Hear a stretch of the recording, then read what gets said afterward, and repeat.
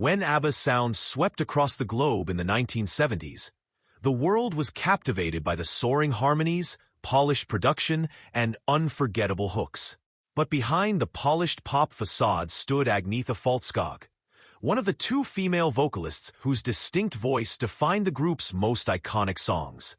From Dancing Queen to The Winner Takes It All, her vocals carried the emotional weight of ABBA's biggest hits.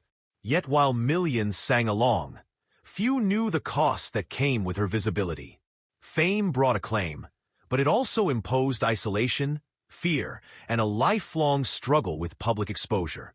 Agnetha Faltskog was born in Jönköping, Sweden, in 1950.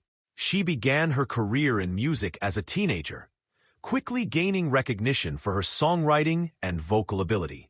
Before ABBA even existed, she was already a successful solo artist in Sweden.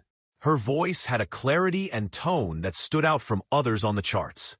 But when she joined Björn Ulvaeus, Benny Andersson, and Annie Frid Lyngstad in what would become ABBA, her profile changed dramatically. She was no longer a national star. She became an international symbol of Scandinavian pop perfection. ABBA's breakthrough came with their Eurovision victory in 1974 with Waterloo. From that moment, the group's trajectory was relentless. Tour after tour, album after album, ABBA dominated charts in Europe, Australia, and North America. Agnetha was central to that success. Her voice was especially prominent in tracks that required vulnerability, strength, and range. Songs like SOS, Knowing Me, Knowing You, and The Winner Takes It All positioned her vocals as the emotional core of ABBA's music. Listeners connected deeply with the melancholic tones she conveyed beneath the upbeat pop arrangements. But behind the recordings and appearances, Faltskog was increasingly withdrawn. She disliked the invasive attention from the media and fans. Unlike her bandmates, she found the pressure of fame especially burdensome. Touring was a particular source of stress. She developed a fear of flying, which complicated international tours and created significant logistical problems for the band. In interviews, she would later describe the psychological toll of being constantly watched, judged, and pursued by the press. The face that smiled in photos was often masking discomfort and fatigue.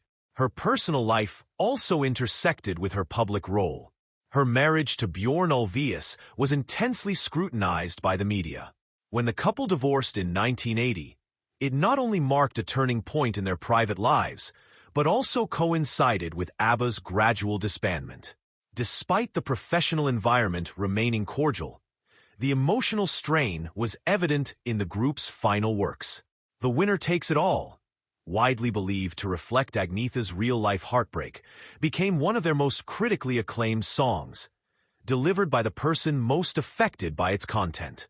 After ABBA's disbandment in the early 1980s, Faltskog returned to solo work but remained elusive. She released solo albums, including Wrap Your Arms Around Me and Eyes of a Woman, but she avoided live performances and public engagements. Her desire for privacy intensified over time. She relocated to a remote estate in Sweden and stayed out of the spotlight for extended periods. Rumors and speculation replaced actual information about her life, further fueling her reclusiveness. She became known as the Garbo of pop, a reference to the silent film actress who also retreated from fame. Despite recurring offers for reunions and major media appearances, Faltskog chose distance over attention.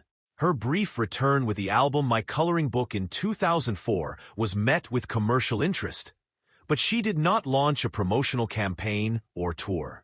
For her, music remained a controlled expression, not a gateway back into the public spotlight. Even the long-awaited 2021 virtual reunion of ABBA, through the Voyage project, included her voice, but not her physical presence in performances.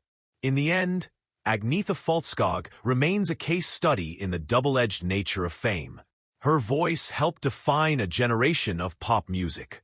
It conveyed vulnerability, power, and emotional depth in a way that few artists ever achieve. Yet her career also illustrates the cost of exposure. While millions continue to stream and celebrate ABBA's catalog, the woman who gave those songs their voice made a deliberate decision to live apart from the machinery of fame.